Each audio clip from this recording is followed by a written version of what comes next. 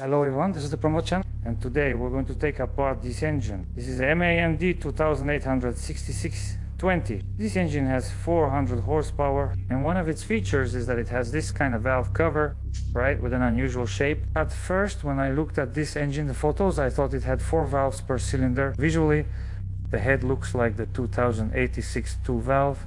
The only difference is the rocker arm. We'll revisit that later. What type of engine is this and where is it from? This engine was purchased by my subscriber from Krasnoyarsk to be installed in a Kamaz vehicle. This engine was bought in Europe. As far as I know, it was purchased in Poland, and the price it was bought for was 450,000 rubles.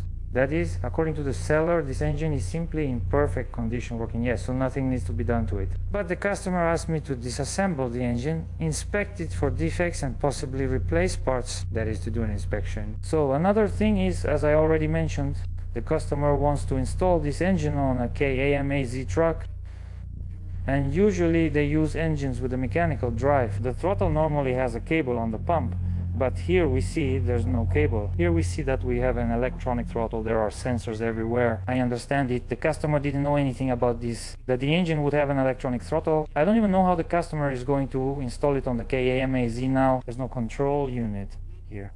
2 wire bundles come from the engine and need to be joined somewhere. So it turns out there's no engine control unit and no gas pedal either. So first we need to take the engine apart, check its condition, and then a decision will be made. Either the customer will look for the engine control unit and gas pedal and assemble it in this way, or the fuel pump will be replaced with a mechanical gas system and a different camshaft will be installed. My task now is to take the engine apart, check its condition, and then decide what to do.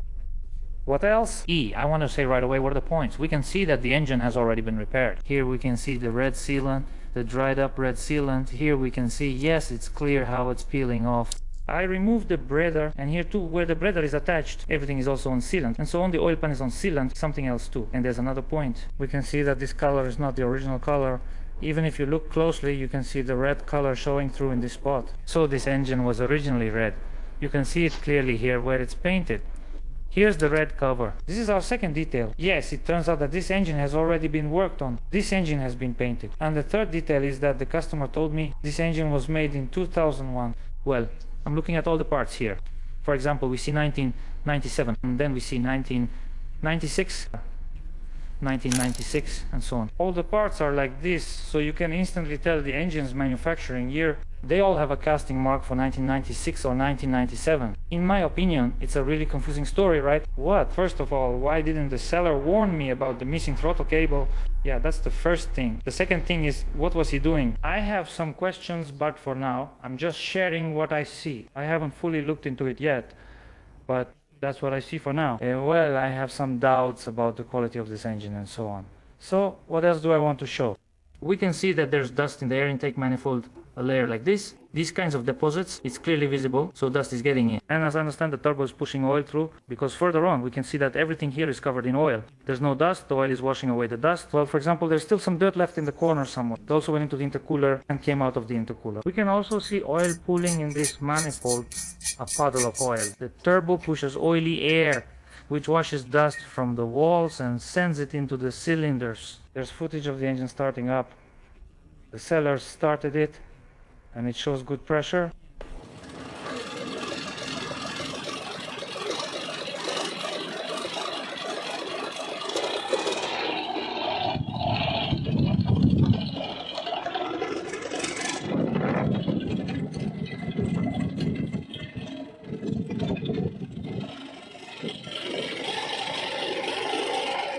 The disc is worn nearly to the rivets and is 7.5 mm thick, so it needs replacement. Next, about the clutch basket, we can also see that it's burnt here.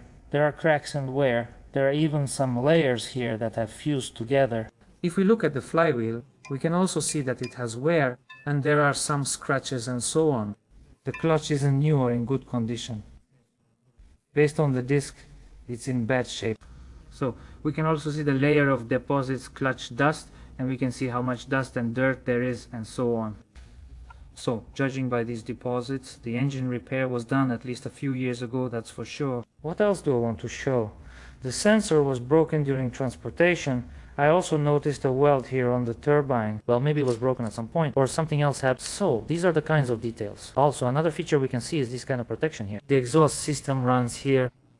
So this protection prevents overheating. It's just like the starter. The engine is really a pig in a poke because according to the seller, the engine is in full working condition and there are no problems with it. Moreover, they took $450,000 for it. If I go by what I see, I still doubt that it's in full working condition.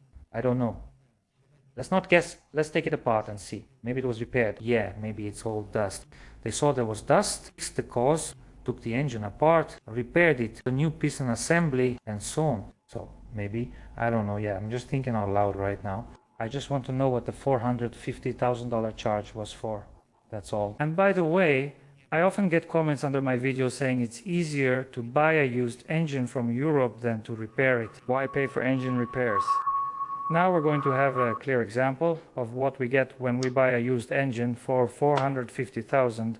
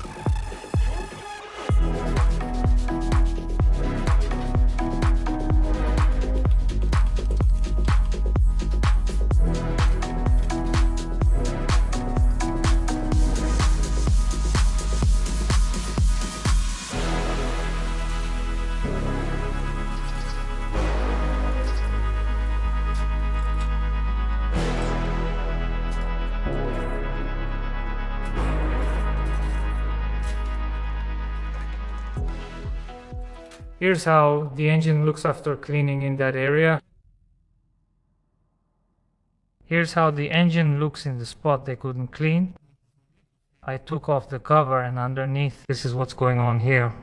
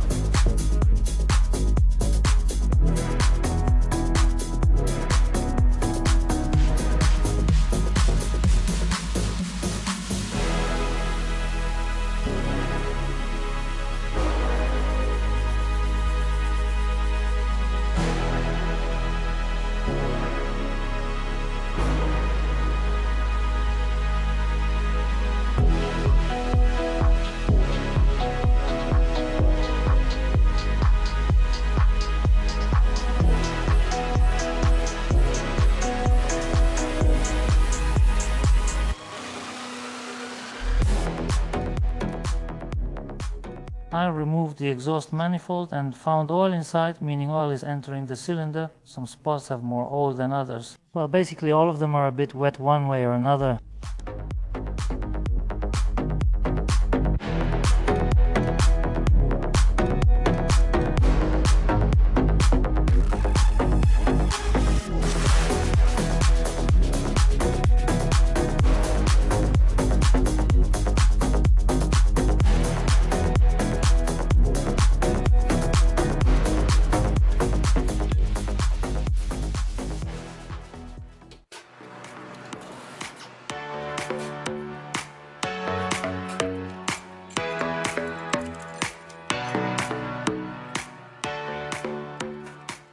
So that means the bearing will need to be replaced. It turns in jerks. There's something crunching inside.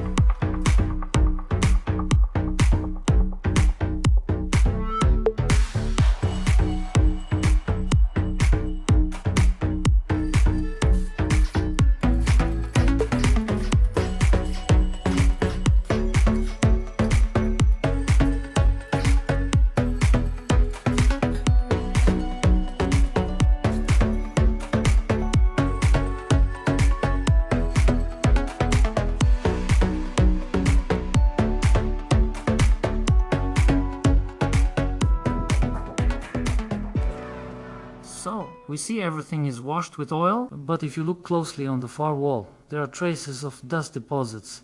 It's most visible on this cylinder. So we have the third cylinder right there on the far wall, where the flashlight is shining. That's exactly where you can see clear dust deposits. Alright, let's not guess. We'll open the heads now and see everything. So, I opened the compressor and saw that they put a gasket under the compressor. There shouldn't be a gasket here. If you put a gasket, the compressor moves further away from the housing and a gap appears in the gear.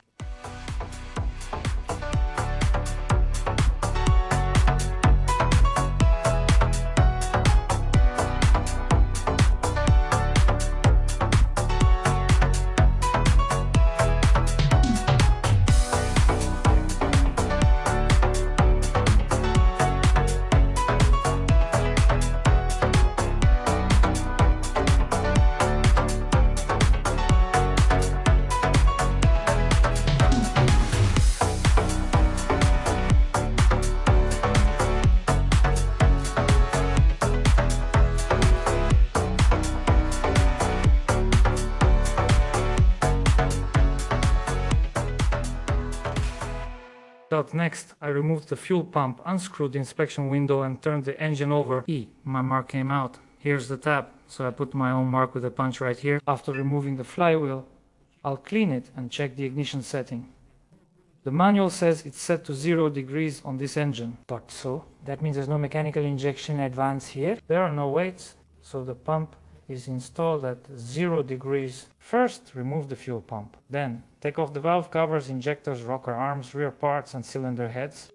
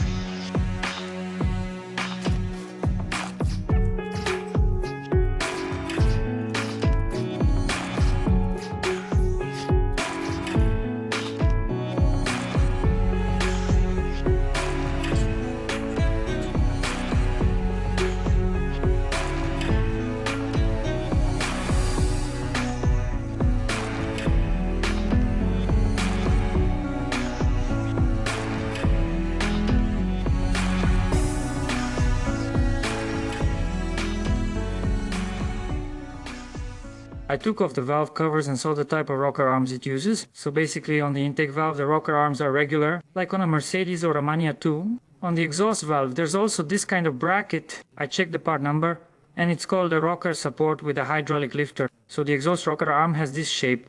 It presses against the valve and on top it also presses against this hydraulic lifter. Honestly, this is my first time seeing this, and I don't understand its purpose yet. I have a guess, but what do you think?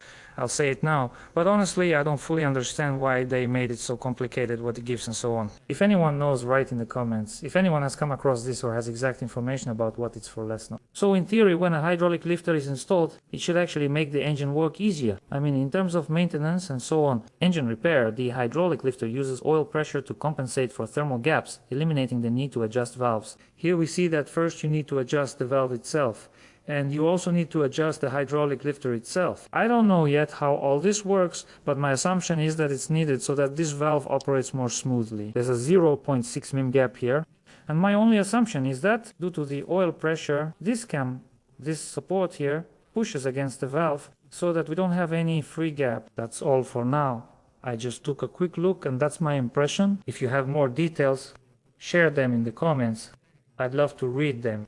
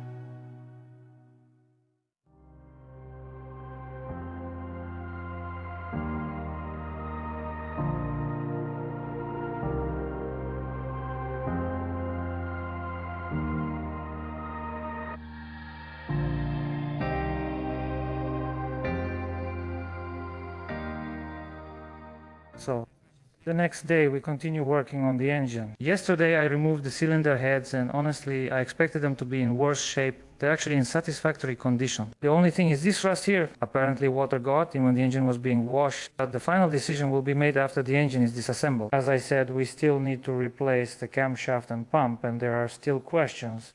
So what should I do next? I turn the engine over, lay it on its side, remove the oil pan and side covers, then take out the pistons. Well, and then we'll decide and make some decisions. We might send some parts for repair, like the cylinder heads for surface grinding or the fuel system for servicing and so on.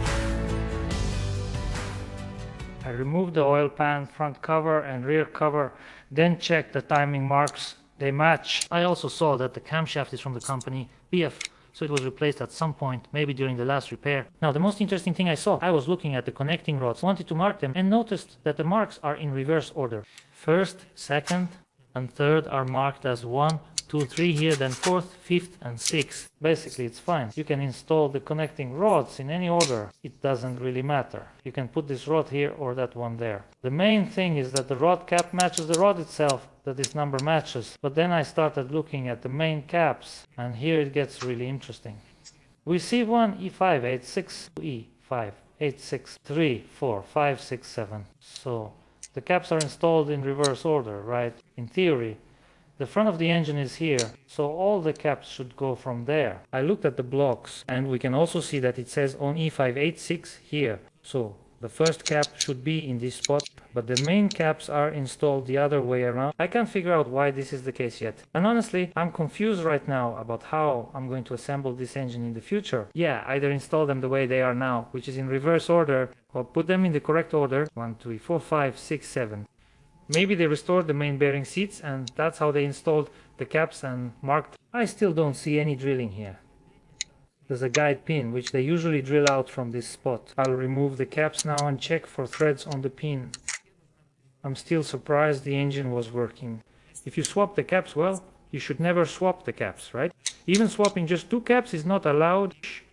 And it's very, very rare that you can actually swap a cap and it will fit exactly as it should, and the bearing, for example, will be clamped properly, and so on. So for now it's a mystery to me what this is related to. Either it was just assembled out of ignorance, just put together like that. So it's an interesting point. I'll check this out and see if the bearing wear marks show anything. For example, if there's one side the side is supported, right, there will be more wear there. Well, I don't really know. Right now I just have questions and nothing to say. I'm unscrewing the connecting rod bolts and removing the pistons. I've already scraped off some carbon buildup, so the pistons move more easily.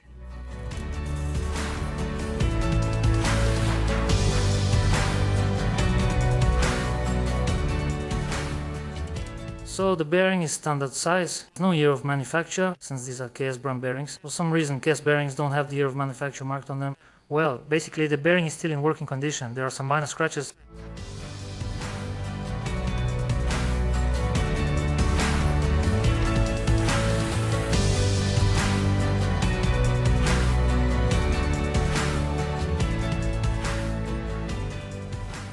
I'll also show that the bearing on Sturm already has some minor wear, and this bearing is a regular one, not a spattered type. So they installed regular bearings, which are several times cheaper. This engine is supposed to have spatter bearings. That's why we'll be replacing the bearings, and we'll install reinforced bearings specifically designed for turbocharged engines, marked as spatter.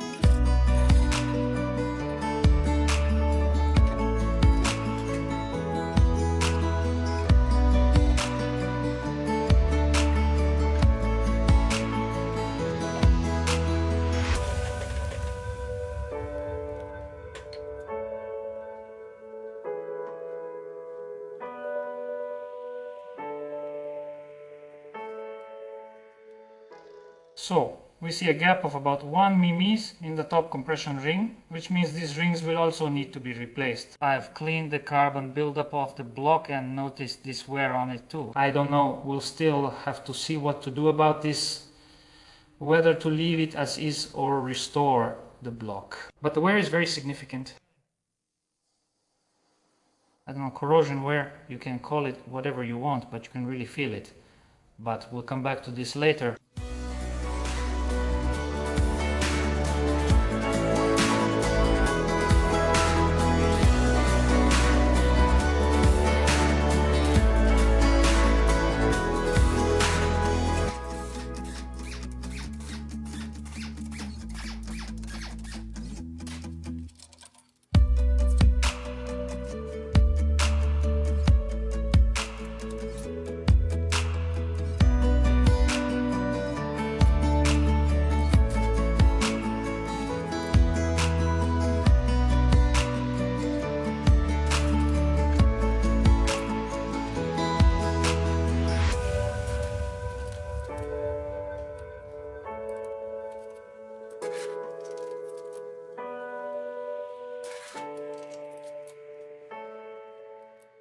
So, well, that means there are scuff marks on all the main bearings. Some have more, some have less scuffing and wear.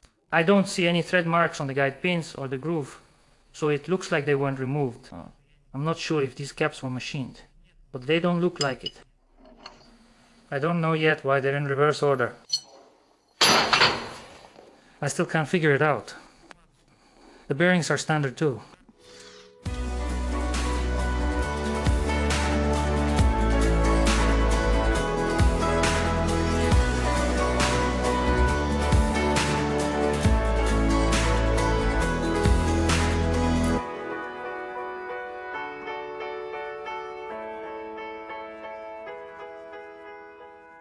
I removed and wiped off the crankshaft, and I have a few small questions about it. For example, on the middle journal there's some wear. You can feel it with your finger. The micrometer should read about minus 0.05 or 0.06 in this range. There are scratches, as you can see, so I don't know, we'll still have to check the crankshaft, of course. I'll measure it. Here, there's also a mark from the bearing, and here you can clearly see these scratches. So we'll still have to check the crankshaft. There's no decision yet about the crankshaft. As I mentioned, we've replaced the camshaft with one from BF. I started looking inside here, and what did I see? We can see that the cam lobe is chipped. Basically, there's not much to say here, it's all clear, the cam lobe is chipped. If this camshaft were perfect, it would make sense to question changing it and spending more money. This camshaft is in this kind of condition, so it has to be replaced anyway. Therefore, it is possible that a camshaft or a mechanical pump will be purchased.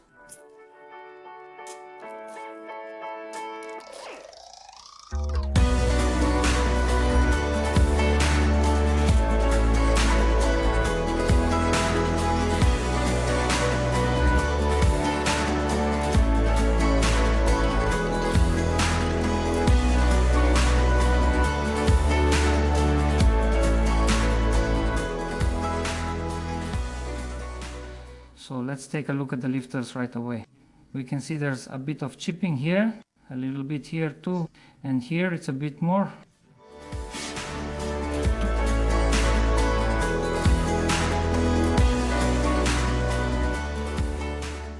The lifters also definitely need to be replaced. As for the bushings, I don't know yet, we'll check the bushings later. Here on this side you can clearly see the wear. So on this side the camshaft sits, meaning this is the bottom of the engine. The camshaft sits right here, and you can clearly see the wear here. Alright, next I'll be removing the sleeves. Since we might use them again, I'm taking them out carefully with a puller. I haven't removed the sleeves yet. I want to measure the depth of this bit on the cylinder block. You can see the block is level here. Some factory milling marks remain here.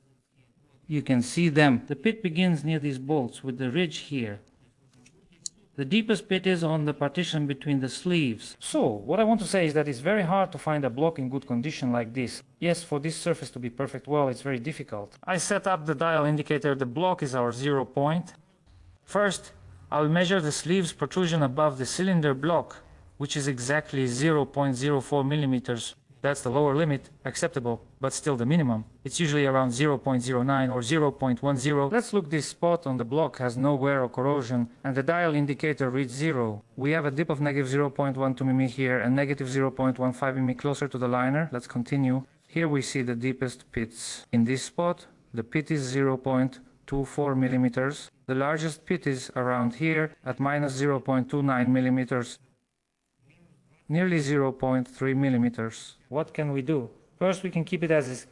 Just replace the liner, maybe add an adjustment ring and so on. Make the liner stick out about 0.09 millimeters. But as long as we have a new liner that hasn't settled and a new gasket, the engine will run for a while. Usually, after this kind of repair, they last about a year. The gasket is suspended, and sealing occurs only at that point. So, that's the first option. And the second option is to take the block for machining, to level this surface, and then to machine the seats for the liners, check piston protrusion, possibly grind pistons, etc. It's basically the same option as with the 501 engine. I don't know which option we'll choose or what will be done yet. I haven't contacted the customer yet. I haven't told him anything yet. I want to fully disassemble it, list parts, understand the engine, and share all info. So, we see that the biggest problem with this engine is the cylinder block. Well, to be honest, buying a block in this condition for 450,000 rubles is, of course, just very expensive. It's just incredibly expensive. That's my opinion. To sum up this engine, I've covered the condition and explained everything about the block. First, focus on the cylinder head mating surface. The second thing I don't get is why the covers were installed backwards. Maybe the wrong covers were used. Maybe that's why we got wear on the crankshaft. So about the crankshaft, well, I think nothing needs to be done with it. I'll just polish it. We'll likely use standard bearings since grinding these crankshafts isn't recommended. They break more often. There have been cases with wear of 5 or 600s. They simply replaced the bearing and the engine worked, and I have videos like that on my channel, Hello to Antu. So the camshaft needs to be replaced, whether it's for the electric throttle or for the mechanical drive for the throttle cable. I've already shown the sink. So the camshaft needs to be replaced, the camshaft bushings need to be replaced, and the lifters need to be replaced. Next, of course, the bearings also need to be replaced because there's wear in some places, scratches in others, and so on. Plus the connecting rod bearings we have aren't the ones that should be there. They should be reinforced.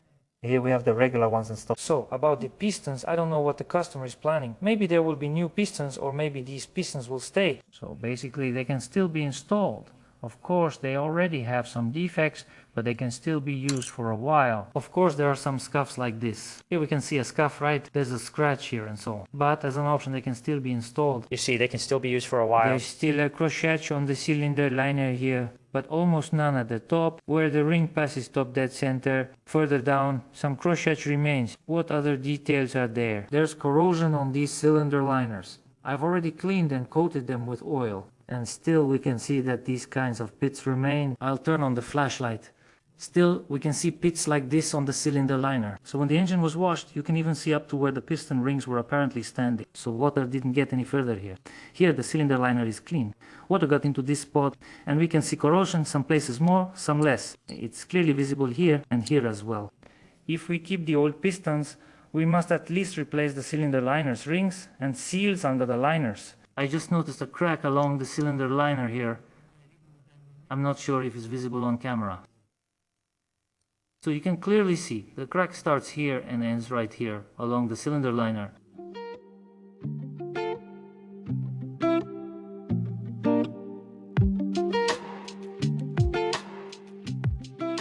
As for the rest, the turbine definitely needs to be replaced 100%, that's not even up for discussion. Next, I'll disassemble the cylinder heads and check the bushings and valve guides as usual. The heads will then go to the surface grinding machine. Afterward, both the compressor and pump will be repaired. Well, now let's draw some conclusions. So, how much was this engine purchased for, and how much more money is needed to get it into good shape?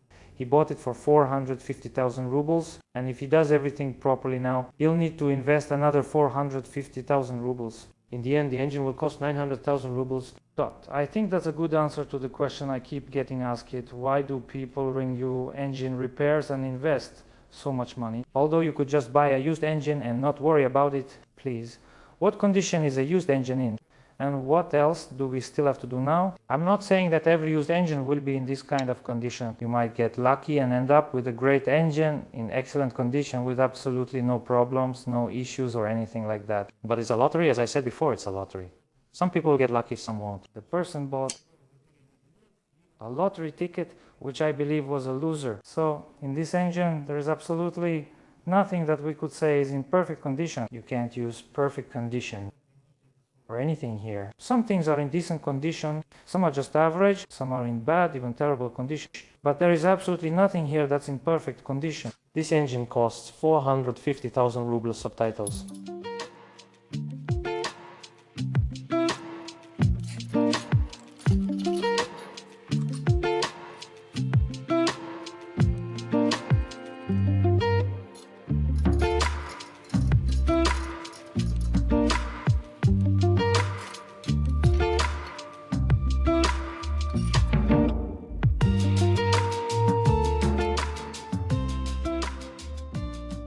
So we can see that there are a lot of thin rings on the sleeve. I just removed and measured them from this first sleeve. All these rings together are 0.5 millimeters thick. So I don't understand why they use so many thin rings when they could have just used, say, one thick 0.4 ring.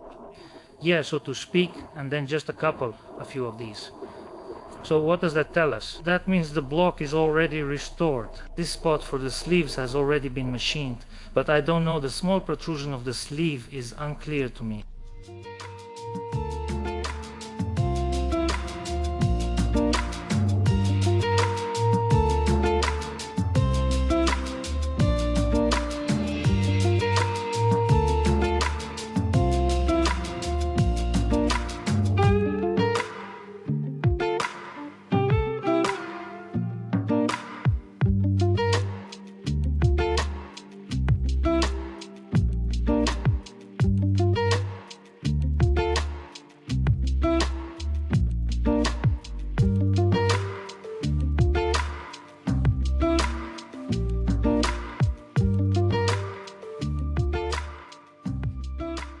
I removed the sleeve, set the block upright, cleaned it with a wire brush and wiped everything down with solvent to degrease. I just took some phone shots to show the condition of these bridges.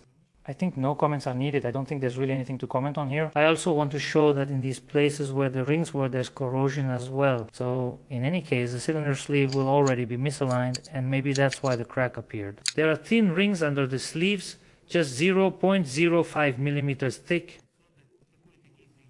There are 10 pieces, with some having 11 and others 12. Therefore, the sleeve seating areas are machined in varying sizes. So we can see that some rings have also been eaten away where there was corrosion on the block. In this spot, it corroded both the block and the ring itself. There are several such rings in a few places. We have corrosion. So I also don't rule out the possibility that this engine will be assembled with minimal investment. I mean, really just the bare minimum. It's possible that even the old liners will stay in there, really just the bare minimum. So how things will develop for us, what decisions will be made, I'll tell you all about it. Of course, I'll tell you in the next episodes. I hope there will be a next episode. I hope there will be a continuation. There will be an assembly of this engine. I don't know exactly when, though. Maybe not a week, maybe in 2 weeks, 3 weeks, or even a month. In general, I don't know. I can't say anything for now. So, I think I've covered everything. I don't think I forgot to mention anything. I shared my opinion about this engine and talked about its overall condition. That's the video I made.